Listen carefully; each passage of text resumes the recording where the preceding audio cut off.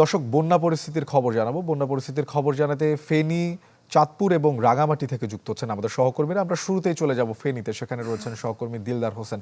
দিলদার, ফেনীতে বন্যা পরিস্থিতির সবশেষ কি অবস্থা? জনজীবন স্বাভাবিক অবস্থায় ফিরতে পেরেছে কিনা?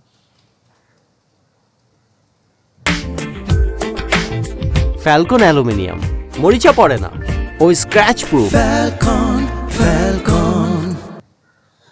ফেনীতে বন্যা পরিস্থিতি হলো, আশ্রয় কেন্দ্রগুলো থেকে মানুষ বাসা বাড়িতে চলে গিয়েছেন, কিন্তু এ, এ, যতই পানি শুকাচ্ছে ক্ষত চিহ্ন দেখা যাচ্ছে। ওই বন্যা প্লাবিত এলাকাগুলোতে রাস্তাঘাট, পোল কালভার্ট এবং ফসল, পশু সম্পদ, মৎস্য অবশিষ্ট কিছুই নেই।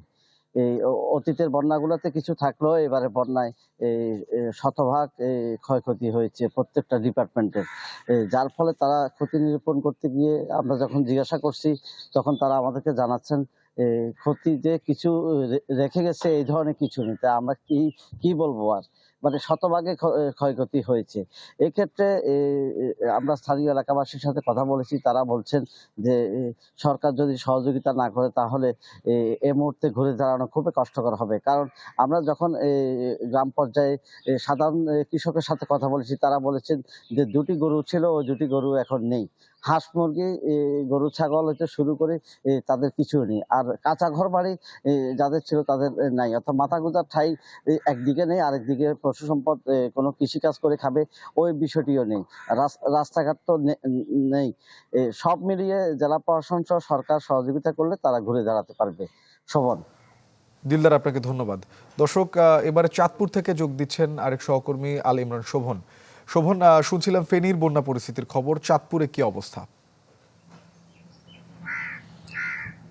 চাঁদপুরে বন্যা পরিস্থিতি দিন দিন উন্নতির দিকে যাচ্ছে। যেসব এলাকায় বন্যায় আক্রান্ত হয়েছিল সেই সব এলাকায় পানি পর্যায়ক্রমে নামা শুরু হয়েছে।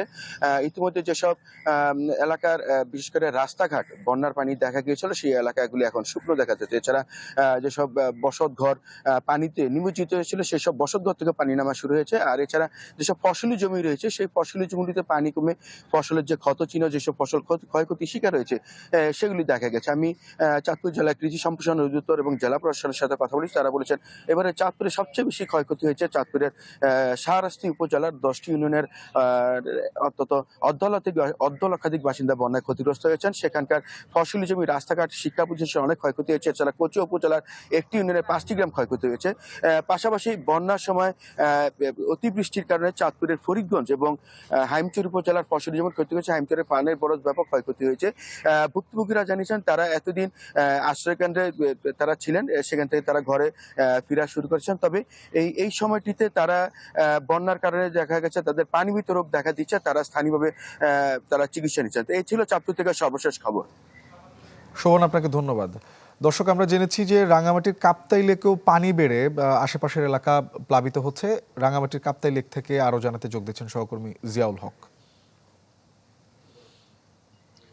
শোভন, যেটি জানাচ্ছিলেন আসলে যে কাপ্তায় যে জলবিদ্যুৎ কেন্দ্র রয়েছে তার জন্য যে বাঁধ দেওয়া হয়েছিল সেই বাঁধের কারণে যে নিম্নাঞ্চল যেটি রয়েছে যে পানি বৃদ্ধির ফলে সেটি আসলে অনেকাংশে প্লাবিত হয়েছিল।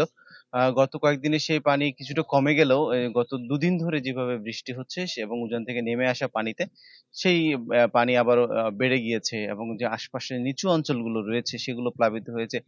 সড়ক ডুবে আছে। আমি দেখছেন আমার পিছনে যে সড়কটি সেটি ডুবে আছে। মানুষের চলাচলের একটি দুর্ভোগ হয়ে পোহাচ্ছে সাধারণ মানুষ। একসাথে বসতবাড়িতে দীর্ঘদিন পানি ঢুকে থাকা তাদের যে জীবন জীবিকা যে চালানোর এবং খাদ্য এবং হচ্ছে যে পয় নিষ্কাশন এবং সুপেয় পানির ব্যবস্থা সেটি আসলে একদম ভেঙে পড়েছে বলে এখানকার যে স্থানীয়রা বলছেন যে তাদের যে খাবার খেতে তাদের কষ্ট হচ্ছে। তাদের অনেক সময় তাদেরকে অন্য বাড়ি থেকে তাদের রাত্রি যাপন করতে হচ্ছে। অনেকে আশ্রয়কেন্দ্রে যাচ্ছেন না। এই প্রশ্নটি যখন করছি তখন বলছেন যে আশ্রয়কেন্দ্রে গেলে ঘরের অনেক সময় চুরি বা ডাকাতির ঘটনা ঘটে। সেইজন্য নিরাপত্তার কারণে তারা আসলে আশ্রয়কেন্দ্রে যাচ্ছেন না।